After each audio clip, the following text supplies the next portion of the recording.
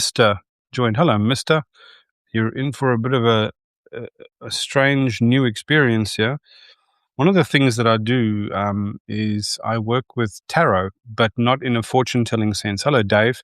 I use it as an archetypal pip deck, and the thesis that I'm working with is that there is enough encoded in there of the language of symbolism, numerology, numbers, sacred geometry, etc., to satisfy the logos inquiry, our sense of reason, and what is true about the patterning of the world. In other words, the fundamental principles by which everything is created. And then also enough of the archetypal context in the same cards, so that if you do a reading in a certain way with an inquiry, there's actually a way to employ our subconscious, especially if we've done some work into upgrading our internal language models, which is basically what my tarot project is about. So I'm just going to put down here the fifth. I'm just prepping a screen quickly. So that we can do a live reading. And this might be a complete dud, but it might be interesting, and maybe it can kickstart somebody's journey in what I find one of the most fascinating maps of meaning available to human beings. So I'll quickly demonstrate. I'll show you my screen, and I'll talk you through what's going to happen next. Let me see if I can show that. So this is the format of the reading that I've designed. On the left hand side here is a thing called a modifier, and what I've done for the modifier, if you're familiar with tarot at all, is I've taken the aces of the four suits. So our modern playing cards are derived from tarot, and the four suits that we know as clubs, diamonds, hearts, and spades. Spade comes from the Italian word spada, which means it was a cavalry sword. So spades was swords. Diamonds was from pentacles. Cups, hearts were from the tarot suit of cups. And clubs, a club is another name for a staff or a wand. And the tarot deck suit was one. So in normal playing cards, it would be in order, in no particular order: swords, diamonds, hearts, and clubs. And in place, spades, diamonds, hearts, and clubs. And in place, we've got swords, pentacles, cups, and wands. And that modifier is something I draw in each of the readings to add like a kind of signature or a topspin, because I only use the 22 archetypal cards of the major arcana. So I'll stop sharing for a second, just so I can show you what I'm talking about. So it's these ones here. It's the cups. And just let me know if it's reversed on your screens, yeah, if in the chat maybe. Hello, Kaz. So let me know if it's back to front, but that's the Ace of Cups, that's the Ace of Swords, that's the Ace of Wands, and that's the Ace of Pentacles. And aside from other things, each of these has a symbolic designation. Hello, Kaz. Are they backwards on your screen? Are they showing up back to front? Is the writing backwards, or is it the right way around? It's always hard to tell with these applications. So now each of these four, the cups, the sword, the wand, and the pentacles, they are correct. That's great to hear. They each have their own designations. So one of the simplest designations is pentacles represents the element of earth, wands represents the element of fire, swords is the element of air, and cups the element of water. But that's an oversimplification. There's a lot more richness in there, and whatever card we draw in our live reading, I'll unpack that. So I've got these things shuffled, and I'll put them aside, and I've also got the main deck here shuffled. And what I'll do is I've got a couple of extra archetypal cards that I've included, which maybe not reversed. Thank you so much. So maybe the folks that are here, let's do an experiment together. I don't know that this is going to work, but I'm trying something new because I'd like to bring people into this wonderful medium. I was a student of esoterica, hermetics, Kabbalah, alchemy my whole life, and a lot of it was tragically poor misinformation and the equivalent of fan fiction, etc. And it took very, very deep and very, very serious inquiry in very non-obvious and non-linear ways for me to plumb the depths of these schools and these practices, but which I've since done. Both in a mystical context and an academic context, but the academia that I'm talking about is not the institutionalized academia. The problem is every time we encounter this kind of medium online, it's usually peddled by cosmic budgies and crystal wavers. And not to judge people that find meaning in that kind of thing, but I can't just wing it with airy-fairy intuition or the tiny little white booklet that comes with the deck. I find that painfully undercooked. Yeah. So every single one of these 22 cards of the major arcana, I did a deep analysis of, which I can't share all of it with you, but it's all published on my sister Substack called Hermetica Reiterated. So what we're going to do is we're going to come up with a question here today, a generic question, something like about the war in Iran or about something that's happening in the world or some general question that doesn't have a yes/no answer, something that we can deepen the conversation with. So maybe if somebody's got such a question, we can use that and I'll demonstrate to you how this works. And you can also help me pick the cards. While you're thinking about that question, I'm going to keep sharing my screen again. And I'm going to say, so the modifier card goes here. That's the aces of wands, cups, pentacles, or swords. And then the 22 cards, which I've added a couple in, they get shuffled, and then we sit with a question, and then they get drawn.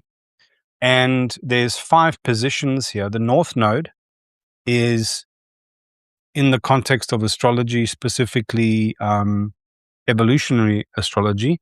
Evolutionary astrology is this notion that the human soul is undergoing cycles of experience and evolution, and that when we come into life, the time that we arrive in, the circumstances that we arrive in, all of these are necessary conditions, even the difficult ones, to advance the evolution of our greater journeys. That's the premise here. Hello, Mary. So the North Node is that which we are leaning towards. Now, in the context of the question, that isn't always about me, right? Sometimes it's about the querent. Now, collectively together here, we're going to form a querent. We're going to sit with a collective question, and I'm going to hope that one of us in the chat here can actually come up with that question. But the North Node is ways of looking at the North Node are, they used to, in the context of astrology, they used to see time not as linear, but as cyclic.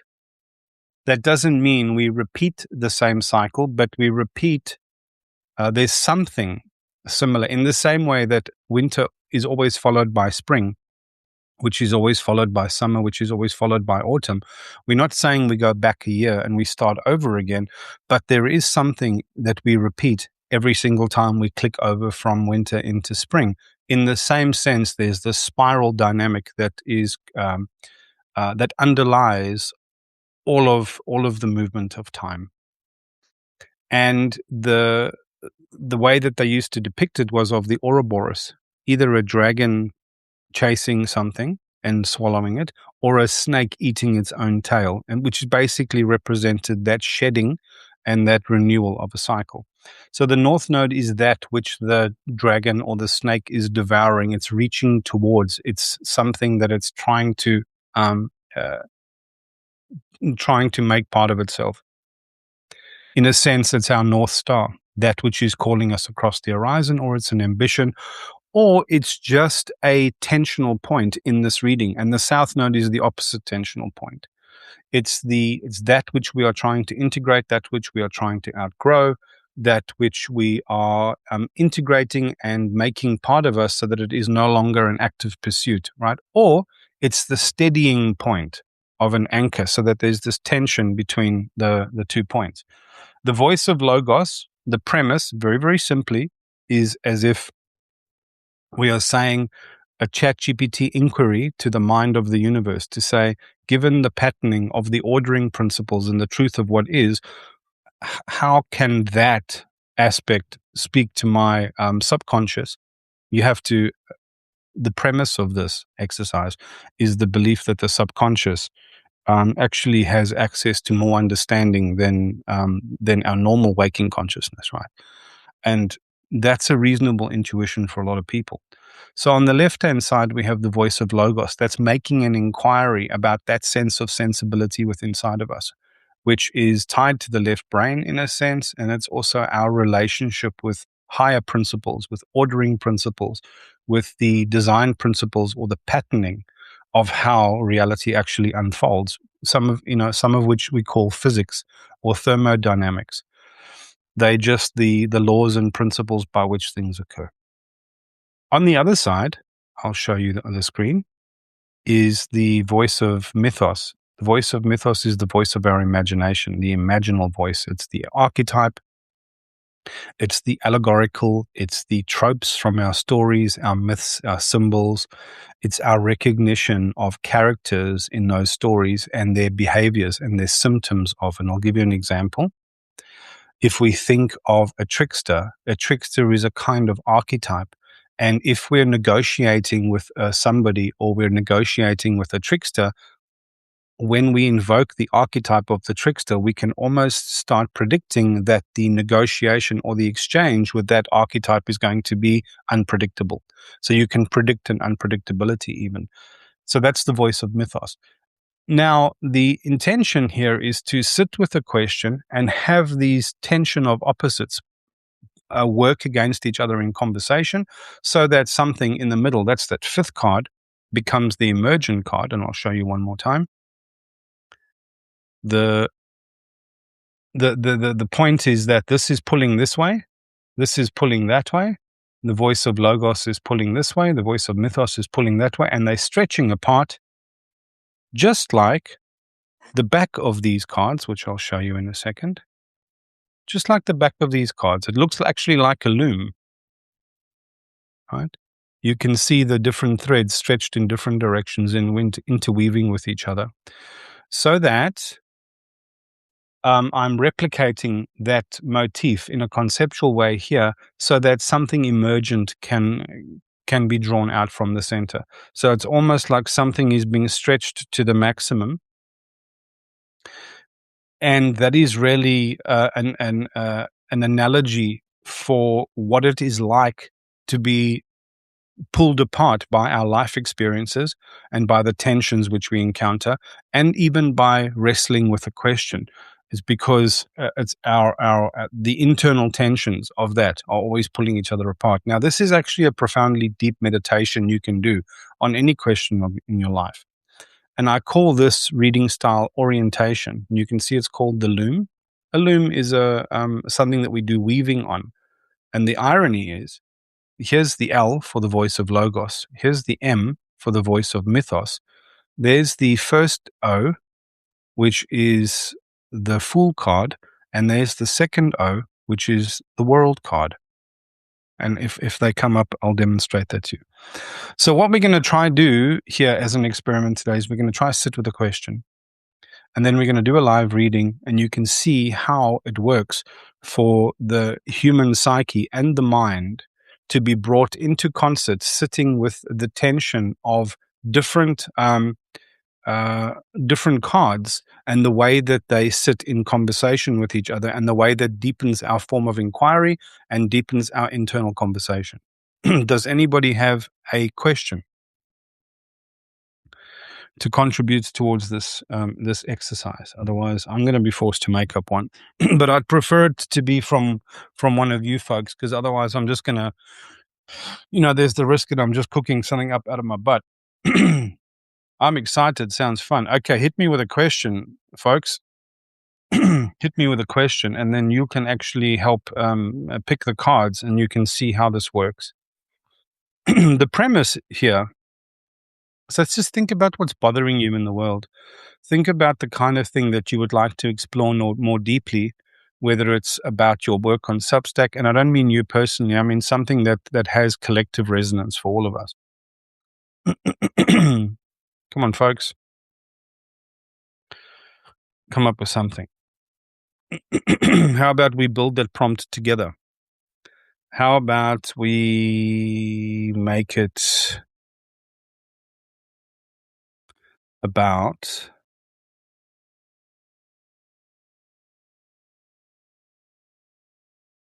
here's one. If you will help me refine this question. We're all sitting with a observation that enormous scale of change. I'd like to know what the collective consciousness can do to work together better. Is everybody happy with that question? That's a great one. I'd like to know what the collective consciousness can do to work together better.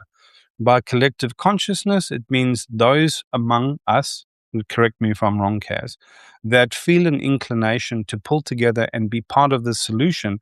What can we do that is more effective than all just jabbering perhaps on the internet, or keep doing what we're doing? Because part of what we're doing, operating on these 6 systems, like all social media platforms are fundamentally undead. If we just keep doing what we're doing, doesn't matter how beautiful it is that what we're doing, the work, etc., it's fundamentally still contributing towards the 6 system, and we feel like all of our efforts are priced in and overwhelmed. And the only way that humans are going to do anything is if we pull together collectively somehow to achieve something. Is everybody happy? Have I got that right? And is everybody happy with that question? Please hit me with a yes or a something. Okay, you've got it. Okay, ladies and gentlemen, I've got the modifier card shuffled. So you have to pick a number between 1 and 4 inclusive. And based on the number that you tell me, the first one, hey, Jacob, the first number that comes up, I'll draw that out, and that'll become our modifier card.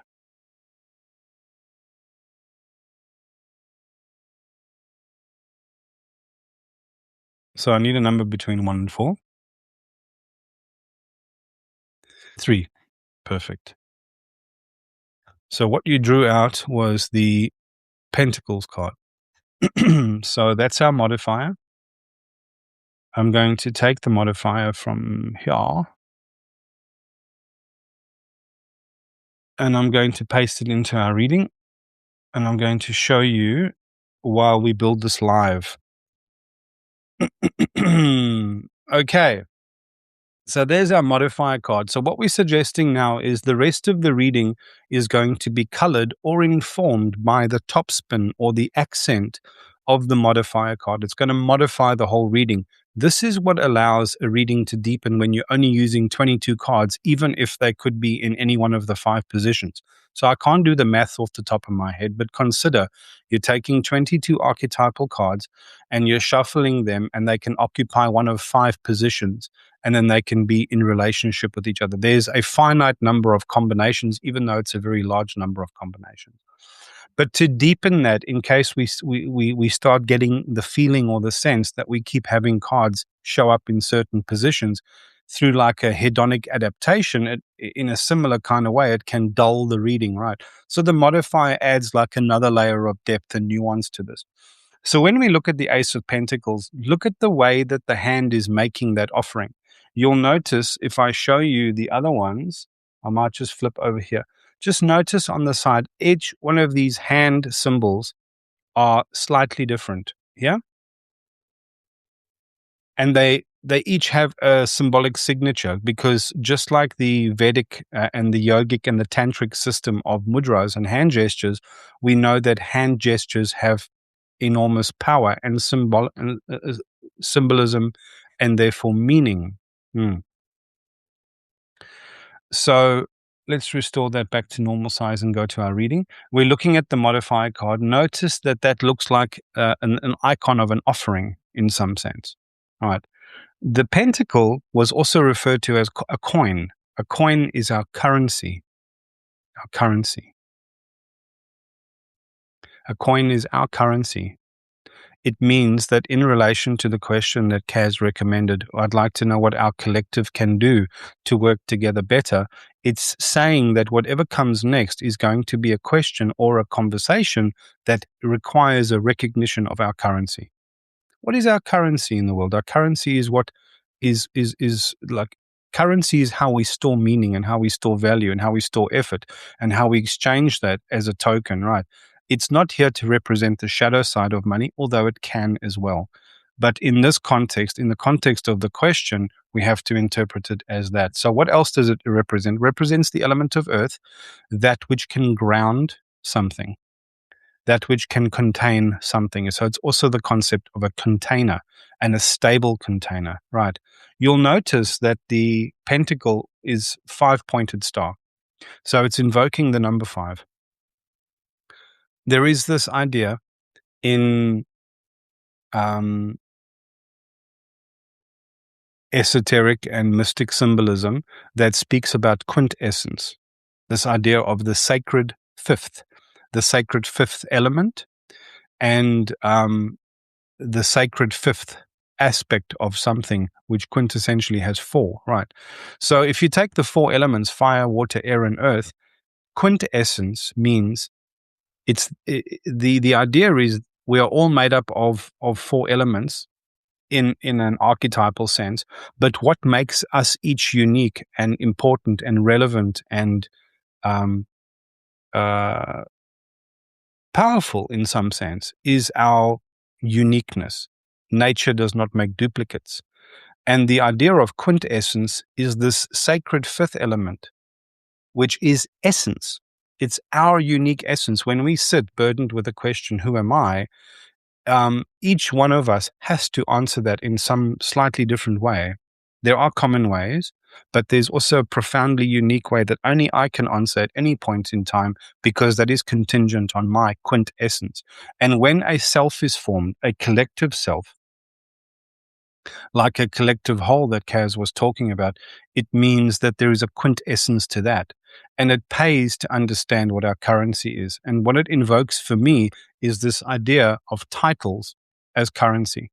Titles as currency. Just look on LinkedIn at the moment. Everyone's a CEO or a director of some bullshit, right?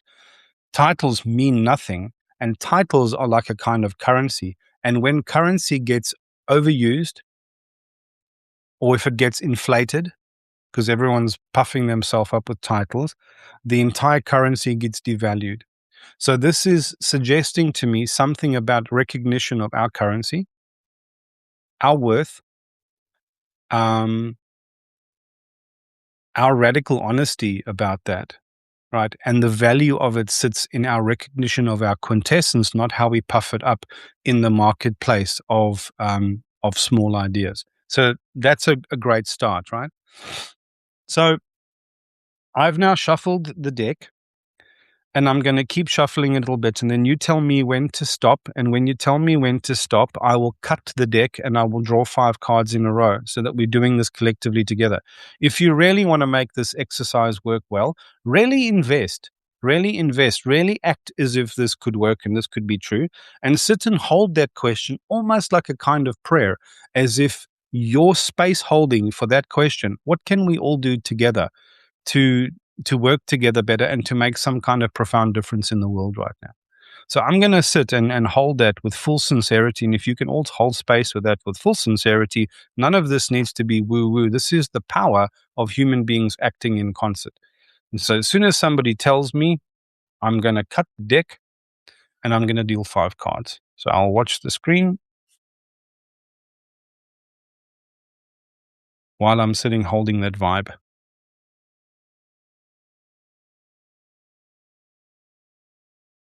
There's no right time. Just hit me when you're ready.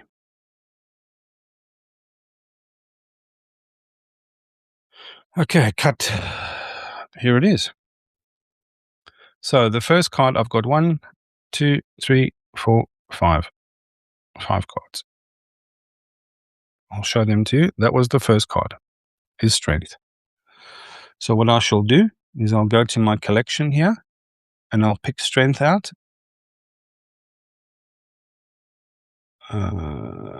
Strength, and I shall put it here.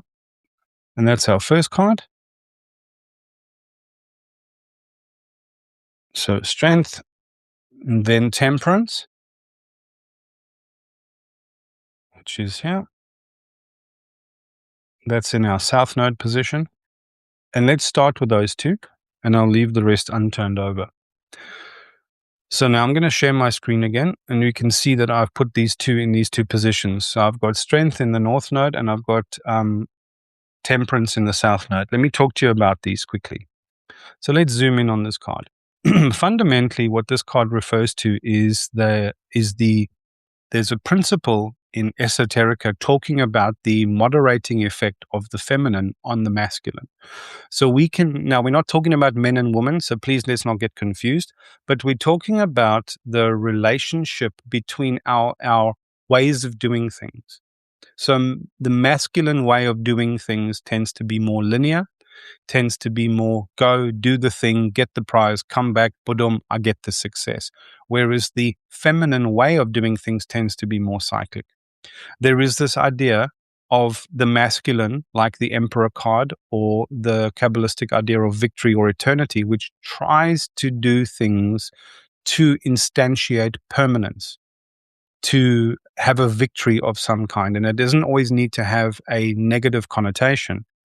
But won't you know that in part and parcel of that esoteric tradition, the idea of permanence and victory, Netzach it's called, is moderated deliberately by this principle called Hod, which is a feminine principle of grace. And what is being implied here is the red lion is a symbol of alchemy in one sense, but it's also a symbol of the untamed, primal energy inside of all of us. So think about the amount of anger that's coming up. Think about catharsis. Think about our willingness to do something, right? And this figure, feminine figure with a crown of flowers and the lemniscate, the symbol of infinity, is not clamping the lion's mouth shut. It's steering. One of the symbolic meanings, the archetypal meanings of this card is steering. Steering, just like this little helm of a ship. When a helmsman steers a ship on a journey, they don't lean into it and give it full grunt like the masculine response to things. It's a subtle action that is taken in a timed cadence as the rudder hits the water, and in just the right time, they kind of nudge the helm of the ship to turn the ship on the water. So this is immediately implying that the vocational intention of such a question is held by this thing. What can we do in a more graceful way that tempers our intuitions and our instincts to do things in a volatile, direct, perhaps more masculine way, right?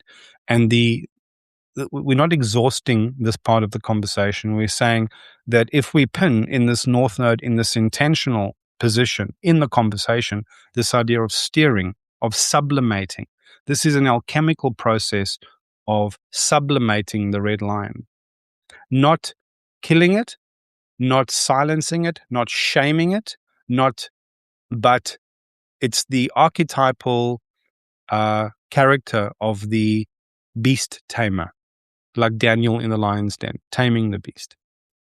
Everybody happy with that?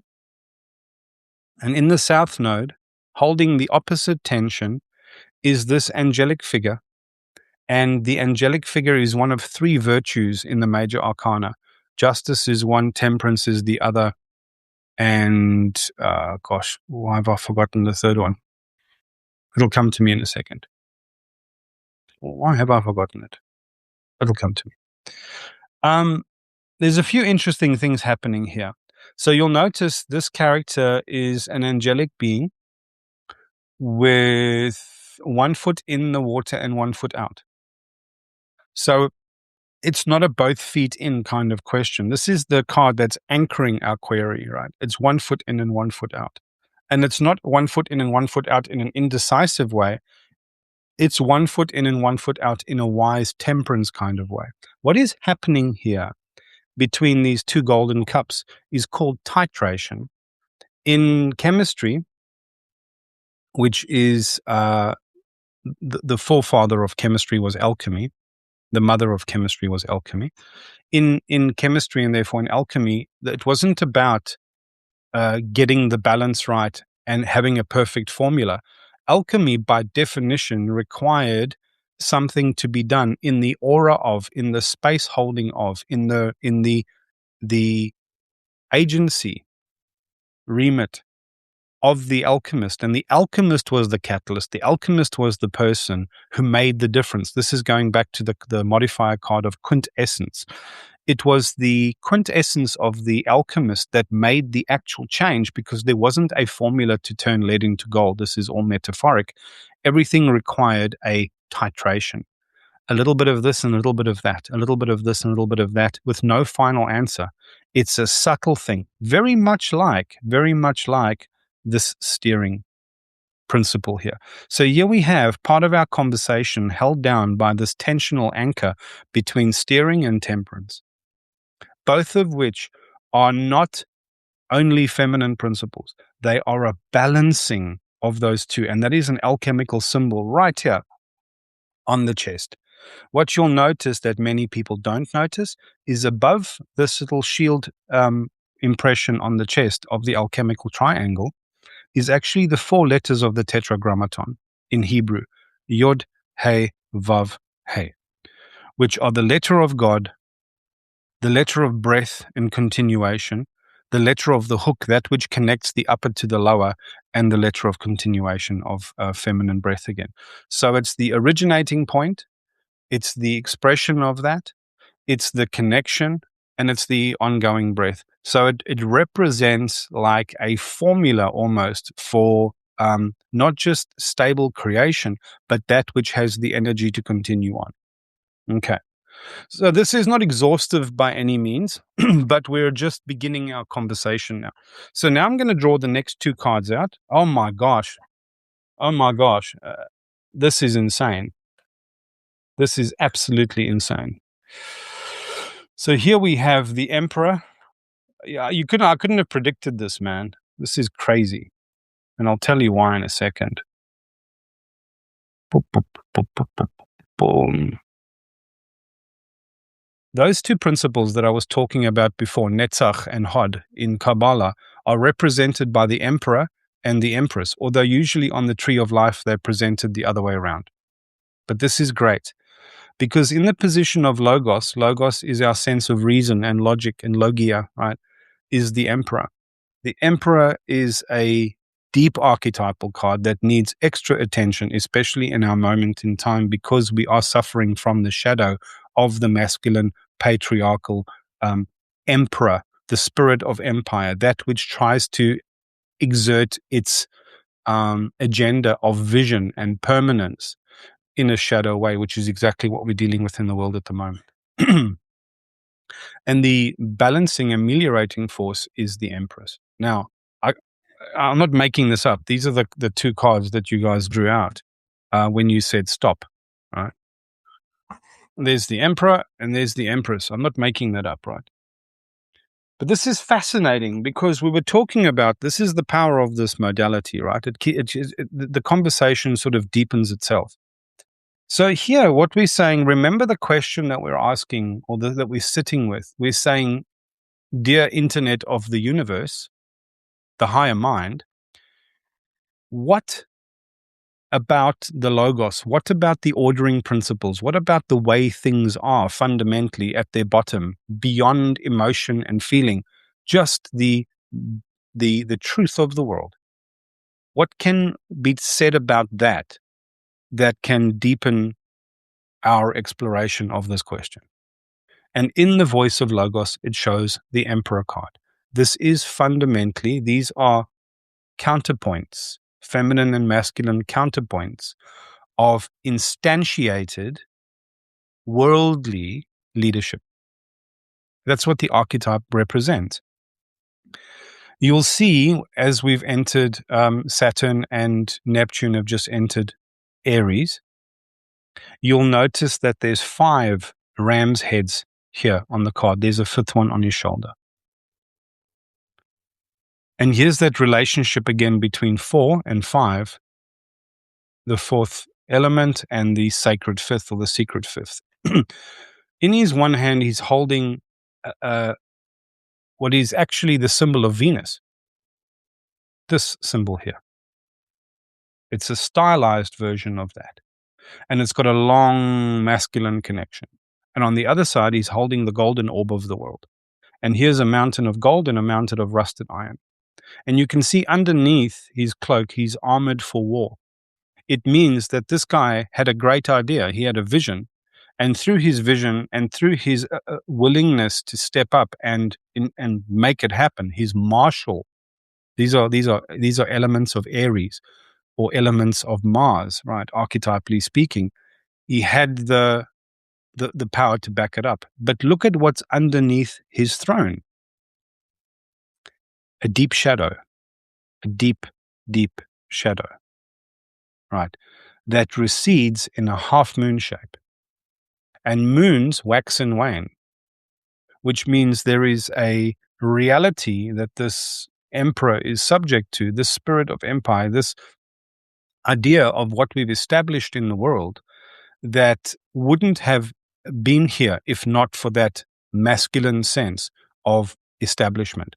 So as much as we want to end the and tear down and unthrone that toxic masculinity in the world, this is suggesting to us that that masculine drive is also quintessential for certain forms of establishment and progress. Which means if you want to build a house, archetypally speaking, there has to be a vision. There has to be also that seed of that vision impregnating its feminine counterpart, which balances it. And what this is suggesting is that this is done under the aegis of the divine. It's deep symbolism, and I won't go into all of it. But the only way this cat operates in a healthy way is being tempered and balanced by the Empress. Right. So it says in the voice of Logos, don't just out of emotion shut out the necessity of our masculine principles, our masculine establishing principles. This energy, archetypal energy of vision and drive, without which nothing would exist in the world. A tree would collapse without that archetypal energy. A mountain would not be able to stand. A river would not be able to flow because it's the banks of the river that provide the masculine containment for that incredibly powerful feminine flow. Without the banks, that feminine flow can become destructive and chaotic. That is a truth. Another truth of this is that the masculine, untempered by the feminine, unmoderated by the feminine, in precisely this way, right, stands the risk of becoming the shadow expression of the senex.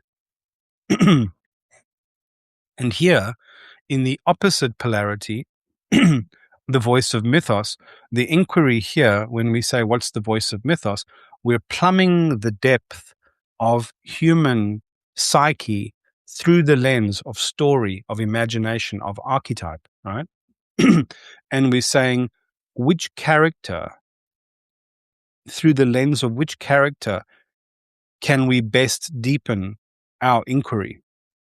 And what came up was the Empress. A few things to note with the Empress now. Let's have a look. Here is the shield. It's a stone shield sitting next to her throne. She's sitting in a maternal gown, which means this is a mother figure. She's a mother of that which is established. Now, empire doesn't always have to be negative. The emperor and the empress are not just kings and queens. They are kings and queens of kings and queens, right? They have a transcendent level of authority. Kings report to them, right? and they become mother and father of the empire, of the establishment of that which is going to be created. You'll see this spine motif on her birthing pillow here, and you'll see this little symbol of Venus represented in a matrix behind her, almost like the movie The Matrix with the green symbols on the black screen. I wish I didn't have to go. Kaz, don't worry, this will be recorded, and you can watch the whole thing later at your own discretion. And thanks for your inputs. So here's the symbol of the matrix. Matrix means mother in Latin. That's what matrix means. It's this creative array of possibilities, right, in which everything is created. And this shield is a hark back to the this Greek word called aegis. Aegis meant the shield of Athena, this goddess, this chaste goddess of war and wisdom. And aegis also means when you do things under the sanction or under the rubric or alignment with divine principles, under the permission of the gods, so to speak. And she sits on a stone dais in between a cultivated field and a wild meadow. She's the mediator between that which is wild in us and that which is cultivated in us. Here she holds the golden phallus. Remember the story of Isis when she goes into the underworld to reconstitute Osiris, who's been hacked apart, right? She's able to go into the underworld through her own magic and her own power and all the beings that help her, but they're unable to find the last part of Osiris, which is his penis, the golden member, which she then has one fashioned out of gold and restores him to wholeness. And then she initiates. She's an initiatrix as well. She initiates intercourse between them, from which is born Horus, this being with the great eye. Right, so she is the ameliorating, hey Joe, force to temper the emperor. So remember what our query was. Our query was, what can we do as a collective to be more effective in the world instead of perhaps what we're already doing? And the modifier card that came up was the card of pentacles, this element of earth, the stabilizing force, but also the quintessence. What makes us quintessential? What makes us quintessential is the fact that we don't want to do things by force or in a brute way or in an immature, childish way. We want to do it in a way with grace that steers this alchemical power that we have and tames and contains it for later use, and does so in a way of titration, of balance, of temperance, right? There's much, much, much, much more symbolism in the card. For example, here, I know you can't see it very clearly, but there's actually a crown depicted here in between two mountains. And this little brown road is depicted elsewhere in the moon card. It's very fascinating. And what we're saying is, if we hold the tensional of this conversation between the north node and the south node and let it stretch north and south, and we hold these tensions between these two perfect masculine and feminine archetypal characters, it is implying that the answer to our question is the restoration or the healing of the wound between the masculine and the feminine psyche, not between men and women. This ultimate alchemical temperance or process is a blending of the yin and the yang. This titration is a blending of the yin and the yang. It's a blending of all opposites, an amelioration and a titration and a temperance of all opposites. All paradoxes need to be reconciled, and it's saying the quintessence of that is this temperance, this restoration of sacred relationship between the masculine and the feminine. And it's our blindness to that as the core and fundamental wound from which everything and all of our other dysfunction is pursuant. Now, I haven't looked at the last card, but what it's implying in this reading style is that if you allow these two tensionals to pull apart and you allow these two tensionals to pull apart on the other axis, something will emerge. If you can hold the tension of these opposites, something will emerge that will be closer to the answer with which you walked into this query with. So let's have a look at what that card is. And we're all turning this over together. It's the Chariot, unsurprisingly. And look at the Chariot. He's got the two oppositional forces both tamed at his feet. And I'll bring the card up and we'll talk to it more. So I'm going to bring the card up now. Come on. Where are you? There you are. The Chariot. It's not the best version of the Chariot. It'll do. And I'm going to put it in the emergent position, and then we'll wrap up this reading. And I'll share my screen again. Okay. So here we have the centerpiece of the piece. The Chariot it harkens back to this Kabbalistic word called Merkaba. If I can Google quickly what a Merkaba is. Bye, my darling. Come give me a kiss. Do you know why I look so beautiful? Tell me. I made myself look so good. I put these shoes on. Oh, my goodness. You look fantastic. I'll see you later, Smelly Gator. Okay, bye. Sorry, folks. Quite the card pull so far. Yeah, Jacob, it's mental. And this is the power of a group sesh, right? People in the call helped me pull the cards together, right? And the question was, just for Jacob's sake, the question was, what can we do? What can the collective consciousness do? In other words, those who are awakening to the need to do something and to step forward into some position of leadership, not strident, standing on a pulpit, breathing, preaching fire and brimstone. But if you're an elder, if you're called to be like a civic elder or a custodian of the human people, what can we do at a time like this? This was what the question was.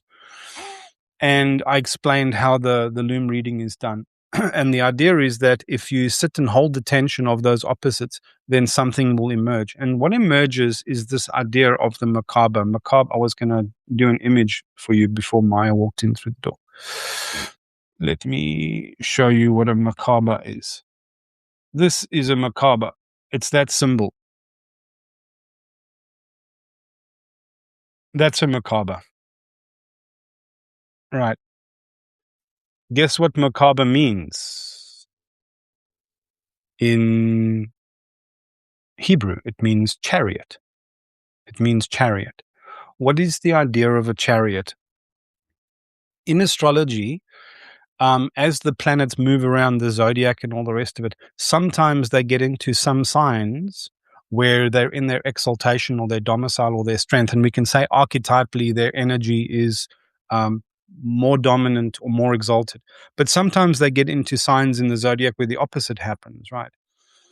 And sometimes they get close to another planet, or they're in aspect with another planet that forms some kind of detrimental aspect, or they go under what's called under the beams of the sun and they become combust.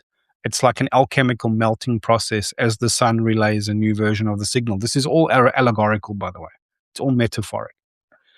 And the only thing that spares a planet from that kazemi, from that smelting in the heart of the sun, is when it's deemed to be in its own chariot. So here we have this archetypal idea that an actor can move in the field. And look at the picture of this cat, right? He is in a throne that is also a small temple. So he takes his temple on the road with him. He takes his throne on the road with him. Just think about what that means in terms of human sovereignty and agency. It means my relationship with the divine or the great so that is something there is no intermediary required. I am holding that space inside myself. Also, my sense of authority in the world, I'm holding that space inside myself as well. And here's the symbol of this half moon again that we saw on the emperor. Here's it on both of his shoulders in the typical depiction of drama and comedy. Comedy and tragedy. Comedy and tragedy. This person is aware that fate isn't all just, and the unfolding of life isn't all just a rosy picture. Shit happens as well. Shit happens as well. They've got the zodiac across their belt. right? And this chariot is operating outside the city. See, there's a river in between them and the city. They're acting beyond over the Rubicon in a position of their own agency, right? Outside the polis, outside the say-so of the crowd. This is self-permission personified. And the charioteer is the symbol of will, of agency, of sovereignty in the field. In the field means what? In production. You're not living in test. You're not sitting confabulating and talking and pontificating and just writing. It says that the answer to our question, ultimately, if we can hold the tension of these opposites, is to be the actor in the field that is risking and daring consequence. Risking and daring consequence. And here they have these two oppositional, tensional forces tamed at their feet so that they can steer their chariot, which means the steering is back to this idea of steering that we mentioned earlier on, that it becomes self-volitional in context to our own currency and our own quintessence. Right. Ladies and gentlemen that have joined me on this chat, if I stop sharing for a minute, can you just reflect back to me the surprising poignance of this reading based on the question and how it's much more eloquent and elegant than what we normally get from, what do you call it, fortune telling, and that the richness of these things are so profound that if we can deepen our knowledge, if we can upgrade our language. Yeah. It's incredible, Jacob. Now I do this, I teach how to do this. I've documented all of the archetypal signatures that I can recognize in these cards. There's a whole series on my sister Substack called Hermetica Reiterated. I only work with the Rider-Waite deck. I've developed this reading style and I've moved it away from, it is a kind of oracle, but it's not a fortune-telling oracle. It's an oracle by which we can consult our own higher self, our own subconscious, our own deeper sense of knowing through the lens of these symbols and these archetypes which we can already recognize. And I've never done this before. I've never done a live reading with such a beautiful question where the cards were drawn by the audience, right? Where we now drilled into it and it told us something extraordinary, profound. And it's not just cold reading, right? I'm just reading what's here, but I'm responding in an open way to the way the conversation is guiding me. And I realize we are all actually in conversation with these capacities, but we can't just access it loosey-goosey where we're sitting at the moment. We need a focal point to contain that. Just like the currency, just like that coin of the pentacles. And once you know the pentacles has also got 5 points, and here are 5 cards. And what we're trying to get to is the quintessence of a reading. It's just got so many layers of invitation in it. It's got so many layers of invitation. But this is a profound artifact that I'm enormously inspired by, actually, to see it working this way in public. I love doing this, and it's interesting. Yeah, does anybody have any thoughts on the reading or any observations? And the hardest part, let me know in the comments, the hardest part is people's belief or impression or ideas of what each of those cards mean because of a oversimplification or of some kind of daft interpretation that has become now normal based on all the cosmic budgies and all the crystal waving numpties, some of which are beautiful people and are well-meaning, right? But we've taken such a profound and sacred toolkit and we've made it so daft and so ridiculous, right? I want to try and bring it back and take it back and distinguish what we're doing here from just cheesy fortune telling, number one. And number two, many of us have intuitions where we know we need to learn Kabbalah or Hermetics or alchemy or cosmic astrology or something. But what a laborious task. And who do we believe and who do we listen to? And how do we tell what's true and what's not? The lovely thing is, with the analysis that I've done, I've just drawn from the archetypal context of these things, the universal principles of these things. There's no dogma in here, right? And each card contains these multiple references to logos and to mythos. And when you're sitting with a question that you care about and you encounter a card, and then you go and look up the posts that I've written and where I've aggregated all this information in a poetic, artistic, um, attractive way to read, right? If you're holding that question in your heart, your exploration of the card will be driven by your own form of desire, your own arrival, your own quintessence, your own arrival at the answer to the question of what is most beautiful to my soul. What does love look like right now? And it's through that card will lead you to an on-ramp point, a little pointer to an invitation deeper into, let's call it alchemy or Kabbalah or sacred geometry or whatever it is, right? And it's through that very personal connection and through that very personal invitation that your relationship with those maps of meaning can profoundly deepen. Yeah.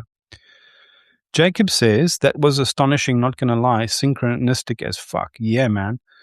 Jacob also goes on to say, I've heard an expression from a Native American idea, which is that the soul of humanity right now is like a bird with only one working wing. Yes, we fly in circles without both working wings. We need to integrate the feminine collectively in order to find balance and harmony again, and then we can fly straight. The reading reminded me of that. That is so true. America is trying to be an eagle with only one wing, and it's trying to bite its other wing off. Eagles don't fly straight with only one wing. The symbol of the charioteer on his aegis, on his shield, on his, remember what aegis meant was divine sanction, right? Look, there is his principle of the ordering principle of nous, of divine understanding, right? And here are the two wings of the soul, curiosity and self-permission, in perfect balance, above a shield in which two forces are at play, the spinning wheel and the axis, which keeps it in turn. Now, I can talk for a day on the profound symbolism of this, and you'll notice that half of this is in shadow and half of it is in light. Right. It's non-trivial. It's absolutely non-trivial. And the amount of people bitching at each other, the red pill crowd treating women like the whole problem, and feminists treating men like the whole problem, that is so indicative of a mutual wound that can only be healed through a willingness to heal and a willingness to reach out imperfectly. But no one can tolerate imperfect reaching out because we're all policing each other's language and so stuck in our adolescent wounding. And this is my thesis. This is my contention. Every single problem in the world boils down to the wound between the masculine and the feminine, between our left brain and our right brain. Our inability to straddle paradoxes, our inability to hold space for opposites, and realize that they are both profoundly, profoundly necessary to a flourishing. Right? If we heal the feminine and the masculine wound inside of us individually, we become spiritually liberated and enlightened. If we heal it between two people, those people can now hold space to initiate others into a sanity and a peace and a sense of meaning. If humanity can do that, we can suddenly hold space for ourselves. This requires a form of maturity, of self-composure. Yeah, I could just talk about this all day. I could talk about it all day. Ladies and gents, we're on the 1 hour mark. Thank you very much for holding space for this conversation. I think it was profoundly, it was inspiring what's possible. And this is part of my series of talks about the urban mystic. And this is one of the tools that I use as an urban mystic. I want to deepen my own forms of inquiry. I want to deepen my own understanding, and I want to have difficult but radical conversations and hold questions that don't have easy answers, that lead to deeper questions and kind of tear me apart in some way, expand me in some way so that something profound and new can emerge from the center of that expansion and from all that tension. I said online somewhere, the secret aim of all tension is transformation. And we can't go off to ashrams or go on long pilgrimages, but we can sit with tools like this to contain our questions. Yeah. All right, folks, thank you very much. Thank you for holding space for this. As I said, this whole recording will be available on my Substack later, and I hope it impacted you as much as it impacted me. Thank you very much. Cheers, Jacob. Much appreciated. Take care, everyone.